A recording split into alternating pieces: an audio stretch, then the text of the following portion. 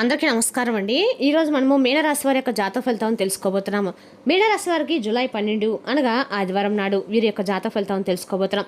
అయితే మీనరాశి వారు ఎవరైతే ఇప్పుడే కొత్తగా మన ఛానల్ చూస్తున్నారో దయచేసి ఛానల్ సబ్స్క్రైబ్ చేసుకొని వీడియోకి లైక్ చేసి సపోర్ట్ చేయడం మాత్రం మర్చిపోకండి. మరి వీడియోని ఎక్కడ కూడా స్కిప్ చేయకుండా చివరి వరకు చూసినట్లయితేనే మీకైతే పూర్తిగా అర్థమవుతుంది. రేపటి రోజున మీ యొక్క రాశి ఫలితాల ప్రకారం మీకు ఏ విధంగా ఉండబోతుందో తప్పకుండా తెలుసుకుందాము. మరి అంతకన్నా ముందుగా ప్రతి ఒక్కరికి కూడా ఏదో సమస్య ఉంటుందండి. సమస్యలు అంటే ఉండవు కదా. మరి ఆ సమస్యల పరిష్కారం కోసం ఎక్కడెక్కడికో వెళ్ళి జ్యోతిష్యం చెప్పించుకొని నిరాశ చెందుకుంటే ఒక్కసారి మన గురువుగారిని కాంటాక్ట్ అవ్వండి. శ్రీ మైసమ్మ తల్లి జ్యోతిష్యాలయం అండి. మన గురుగారు కేరళ తాంత్రిక విద్యలో స్త్రీ పురుష వశీకరణ చేస్తారు. ప్రత్యేకమైన హోమాలు చేసి భార్యాభర్తల సమస్యలు, కుటుంబ సమస్యలు, ఆర్థిక సమస్యలు, విద్య, ఉద్యోగ, వ్యాపార సమస్యలు, ఎటువంటి సమస్యలకైనా 100% ప్రతి ఒక్క సమస్యకి వితిన్ డేస్లో పరిష్కారం చెప్తారండి. మన గురుగారు గుప్త నిధులకు ఎలాంటి సందేహాలు ఉన్నా కూడా పూజల ద్వారా పరిష్కార మార్గం చూపిస్తారు. మీరు మన గురుగారిని సంప్రదించిన ఫోన్ నెంబర్ 6300487602. చాలా నమ్మకమైన గురుగారు. సమస్య మీది పరిష్కారం మాత్రం ఖచ్చితంగా మన గురుగారి దగ్గర అయితే కలదండి. ఒక్కసారి నమ్మకంతో ప్రయత్నించండి. ఇక ఈ మీన రాశి రేపటి ప్రధానంగా పూర్వభద్ర 4వ పాదము, ఉత్తరాభద్ర, రేవతి నక్షత్రాల ప్రభావం ఉంటుంది. మనసు ప్రశాంతంగా ఉండేందుకు ప్రయత్నించాలి. ఆధ్యాత్మిక విషయాలపై ఆసక్తి పెరుగుతుంది. గ్రహబలాల ప్రకారము గురువు బృహస్పతి అనుకూలంగా ఉండి జ్ఞానము, గౌరవము, శుభవార్తలు అందిస్తాడు. చంద్రుడు భావోద్వేగాలను ప్రభావితం చేస్తాడు. కుటుంబ విషయాల్లో ఓర్పు అవసరము. శని క్రమశిక్షణతో పనిచేస్తే మంచి ఫలితాలు వస్తాయి. కుజుడు మాటలో తొందరపడకుండా ఉంటే వివాదాలు దూరమవుతాయి. బుధుడు వ్యాపారం, విద్య, కమ్యూనికేషన్కు అనుకూలంగా ఉంటాడు. ఇక రేపటి రోజున పరిహారాల పరంగా రేపటి రోజు మీరు పసుపు రంగు పూలతో దేవునికి పూజ చేయండి. పేదలకు అన్నదానం లేదా పళ్ళు దానం చేయండి. శుభప్రదము.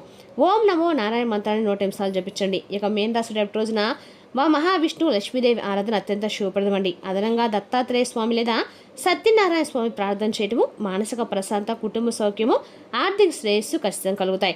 ఇక రేపటి రోజున మీనరాశి వారికి అన్ని రకాల అదృష్ట సంఖ్య 3, 7, 9. అదృష్ట రంగులు పసుపు, లేత ఆకుపచ్చ. శుభ సమయం ఉదయం 8:30 నుండి 10:00 వరకు, సాయంత్రం 4:30 నుండి 6 గంటల వరకు అండి. ఇక రేపు రోజున మీ యొక్క మీనరాశి వారు ఓర్పుతో నిర్ణయాలు తీసుకోండి. ఆధ్యాత్మికతకు ప్రాధాన్యత ఇస్తే పనిలో విజయము, కుటుంబంలో ఆనందం లభించే అవకాశం అయితే స్పష్టంగా ఉంది. రేపటి రోజున ఈ బంధం అనేది ముగిసినట్లే అండి. ఈ బంధం మీ నుండి ఎందుకు దూరం అవుతుంది, ఎందువల్ల ఈ దూరాన్ని మీరు తగ్గించుకోవడానికి, మీ నుండి దూరం కావడానికి కారణం ఏమిటో తెలిస్తే మీరు నిజంగా ఆశ్చర్యపోవ తప్పదు. అసలు రేపటి రోజున రాత్రి 10 లోపు ఏం జరగబోతుంది, మరి అంత బలవంతమైన బంధంలో ఎందుకు ఈ విధమైనటువంటి తేలినటువంటి మీ బంధానికి తేలినటువంటి నరదృష్టి, అలాగే మీరు ఎవరో ఎందుకు ఇలా భద్రశత్రులుగా మారి మీ బంధాన్ని దూరమైన డెఫినెట్స్కి తీసుకోవడానికి కలిగినటువంటి కారణం ఏమిటి అనేది పూర్తిగా తెలుసుకునే ప్రయత్నం అయితే చేద్దాం. మీరు ఎవరినైనా ప్రేమిస్తే కానీ లేదా ఒక బంధాన్ని నమ్మితే మీ యొక్క సర్వస్వాన్ని కూడా దారిపోస్తారు. పైకి మీరు ఎంత గంభీరంగా అనిపించినా లోపల మాత్రం అంటే బంధాల కోసం కాకుండా ఎంతకైనా తెగిస్తారన్నమాట. పంతాలను ఎప్పుడు కూడా మీరు పట్టించుకోరు. కానీ మీలో ఉన్నటువంటి గొప్ప గుణం ఏంటంటే ఎదుటివారికి మీకు కొంచెం మిమ్మల్ని చూస్తుంటే మీలో ఉన్నటువంటి అసమర్థత, తేలినటువంటి ఒక బాధ ఈజీగా కనిపిస్తుంది. అదే మీ యొక్క అమాయకత్వం. మీరు అందరినీ కూడా మీలాగే మంచివారని చెప్పి అనుకుంటూ ఉంటారు. గతంలో ఎన్నిసార్లు మీరు మోసపోయినప్పుడు కూడా అందరినీ కూడా నా వాళ్ళని చెప్పి నమ్ముతూ ఉంటారు. ఎవరినైనా కానీ చాలా గుడ్డిగా నమ్మేస్తారు. సరిగ్గా ఆ నమ్మకమే ఇప్పుడు మీ పలట శాపంగా మారబోతుంది. మీరు ఎవరికైతే ప్రాణం ఇచ్చారో వారే మీ ప్రాణం తీసేంత పనిచేస్తున్నారు. ముఖ్యంగా ఆ బంధం ఒక్క రోజులో దూరం కావడం లేదండి. గత కొన్ని నెలలుగా, సంవత్సరాలుగా ఆ బంధంలో చిన్న చిన్న పొరపాట్లు వస్తూనే ఉన్నాయి. తరచూ మీరు కూడా గమనిస్తుంటున్నప్పుడు కూడా ఆ బంధాన్ని మీరు దూరం చేసుకోవడం ఇష్టం లేక కొంచెం మీరే సర్దుకుంటూ వెళ్తున్నారు. అయితే సర్దుబాటు చేసుకుంటూ వస్తున్నటువంటి రేపటి రోజున ఏదో ఒక రోజు ఆ బంధం అనేది తెలుసుకుంటారండి. మన ప్రేమ అర్థం చేసుకుంటారు అనేటువంటి భావంతో మిమ్మల్ని మీరు చాలా తగ్గించుకుంటూ, మీ విలువలను కూడా తగ్గించుకుంటూ, మీ యొక్క ప్రతి ఒక్కటి అంటే మీ గురించి తెలిసినటువంటి ఏదైనా సరే మీరు వాళ్ళకి ఎవరికి కూడా మీ గురించి కానీ, ఇంట్లో కుటుంబ సభ్యులు కానీ ఎవరు చెప్పకుండా మీ మనసులో మీరే నలిగిపోతున్నారు. అంతా బాగుంటుంది అని చెప్పి మీరు ఆశించారు. కానీ అవతల వ్యక్తి మనసులో మీపై ఉన్నటువంటి ద్వేషం, స్వార్థం క్రమంగా ఎక్కువైపోయింది. మీరు మౌనంగా ఉన్నా కొద్దీ అంటే మీరు మౌనంగా ఉన్నటువంటి వారు కూడా మిమ్మల్ని ఎక్కువగా చులకనగా చూడడం మొదలు పెడుతున్నారు. అయితే రేపటి రోజున కరెక్ట్గా రాత్రి 10 గంటలలోపు రేపటి పరాకాష్ఠ చేరుకోబోతుందని చెప్పుకోవాలండి. ఎలాగంటే రేపటి ఆ షాకింగ్ క్లైమాక్స్ అయితే ఉందని చెప్పి రేపటి మీరు పూర్తిగా తెలుసుకుంటారు. రేపటి రాత్రి 10 గంటలలోపు ఆ బంధం ఎలా మీరు దూరం అవుతుందంటే ఇది మీరు ఊహించినటువంటి ట్విస్ట్ అనమాట. మీకు అత్యంత ఆప్తమిత్రుడు ఎవరైనా కావచ్చండి. మీకు బాగా తెలిసినటువంటి ఒక స్నేహితురాలో మీరు ఇన్నాళ్ళుగా ఆరాధించిన ఒక ప్రేమ బంధం కూడా కావచ్చు. మరి రేపటి రోజున 10 గంటలలోపు మీరు ఒక నిజాన్ని తెలుసుకుంటారు. ఆ వ్యక్తి కేవలం ఇన్ని రోజులు మిమ్మల్ని వాడుకుంటానని లేదా మీ వెనుక గొత్తులతో అవుతానని సాక్ష్యాలతో సహా మీకు పూర్తిగా అర్థమవుతుంది. వివరంగా చెప్పాలంటే ఆ సమయంలో ఒక ఫోన్ కాల్ కానీ ఒక ద్వారా తెలిసినటువంటి విషయం వల్ల మీ మధ్య మాటల యుద్ధం అలా అలా జరుగుతూ ఉంటుందన్నమాట. ఆ వాదన ఎంతగా ఎక్కువైపోతుందంటే ఇకపై మీ యొక్క ముఖం నాకు చూపించొద్దని చెప్పి ఒకరినొకరు అనుకొని ఆ బంధానికి శాశ్వతంగా స్వస్తి పలికేలా ఉంటుంది. మరి 10 గంటల తర్వాత సమయంలో మీ జీవితంలో ఇది ఒక చేదు జ్ఞాపకంగా కూడా మీకు మిగులుతుంది. ఎందుకంటే మీరు ఇన్ని రోజులు కూడా భరిస్తూ వచ్చారు. రేపటి రోజు కాతే రేపుదైనా ఏదో ఒక రోజైనా మార్పు వస్తుందని చెప్పి మీరు బలంగా నమ్మారు. కానీ మీ కృషికి మీరు ఇన్ని రోజులుగా పెట్టినటువంటి ఓర్పుకి వారు ఇచ్చినటువంటి విలువ ఏమాత్రం లేదు.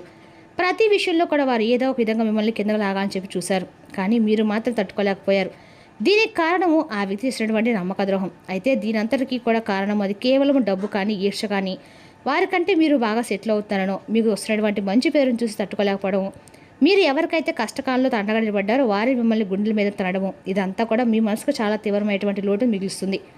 అయితే ఆ వ్యక్తి మీ పత్రాన్ని కోరుకుంటూ కొంతమంది శత్రులతో సైతం చేతులు కలిపి మీకు మీ మనసుతో ఆడుకుంటున్నారు. అయితే గుర్తుపెట్టుకోండి, మీరు బాధపడాల్సిన అవసరం లేదండి. ఎందుకంటే మీరు అన్నీ ఫేస్ చేస్తూ ఉన్నటువంటి గొప్ప వీరులు. అంటే చిన్నప్పటి నుండి కూడా ఎన్నో రకాల బరువు బాధ్యతలు మోశారు. కష్టం విలువ తెలుసు. అలాగే ఏ సమయంలో ఎలా సమన్వయపాలనతో ఉండాలి, ఏ కష్టాన్ని ఎలా మనం ఎదుర్కోవాలి, ఎలా ఫేస్ చేయాలి, ఏ సమస్య వస్తే మనం ఎలా నడవాలి అనేది మీకు బాగా తెలుసు. కాబట్టి ప్రతి దానికి కూడా మీరైతే కృంగిపోవడం, బాధపడడం, నిరాశపడడం ఇవన్నీ కూడా గడిచిపోయినటువంటి కొన్ని సంవత్సరాలుగా జరుగుతూ వస్తున్నాయి. కాబట్టి మీరేమి దేనికి కూడా బాధపడడం అవసరం లేదండి. మీకు అత్యంత ప్రియమైనటువంటి వ్యక్తులు ఎక్కువగా మీ చుట్టూ ఉన్నాయని చెప్పి మీరు తెలుసుకోలేకపోతున్నారు. గుడ్డిగా కొంతమంది వ్యక్తులు నమ్మి అదే నిజమైన బంధం అని చెప్పి తెలుసుకోలేక వారిని నా అని చెప్పి బాగా ఎక్కువగా వారిపై తగినటువంటి ఒక నమ్మకాన్ని కలిగి ఉండటం వల్ల మీరు కొన్ని ఎదురు దెబ్బలను ఫేస్ చేస్తున్నారన్నమాట. కాబట్టి ఇక్కడైనా గుర్తించండి, మీరు మానసికంగా చాలా స్ట్రాంగ్గా ఉంటారు. ఒంటరితనాన్ని అనుభవిస్తున్నారు. అయినప్పటికీ నిజం చెప్పాలంటే ఒంటరితనమే చాలా గొప్ప విషయం. ఒంటరిగా ఉంటేనే ఏ బాధలో ఉన్నా కూడా మనల్ని ఏమి చేయలేవండి. అయితే మిమ్మల్ని కలిగించేటువంటి భావన అసలు ఏంటంటే రేపటి రోజున విషయాన్ని కడుపులో ఉంచుకోవడం కంటే కూడా బయటకు కక్కేయడం చాలా మేలు కదా. మరి ఆ బంధం అనేది దూరం కావడం వల్ల మీకు పెద్దగా నష్టం అయితే తెలియదు. అంతా అపకారం జరుగుతుందని భగవంతుడు మీకు అపకారమే చేశాడు. మరి ఆ బంధాన్ని దూరం చేసుకునేది రేపటి మీరు కొంచెం బాధగా అనిపించినప్పుడు కూడా కురింగిపోకుండా బలంగా నిలబడండి. అలాగే రేపటి మీరు తప్పకుండా కూడా ఎక్కడైనా సరే శివాలయం వెళ్ళి స్వామివారి దర్శనం చేసుకోండి. ముఖ్యంగా రేపటి తప్పకుండా శివాలయంలో ఓం నమో నారాయణ మన మంత్రాన్ని జపించడము అక్కడ మంచిది.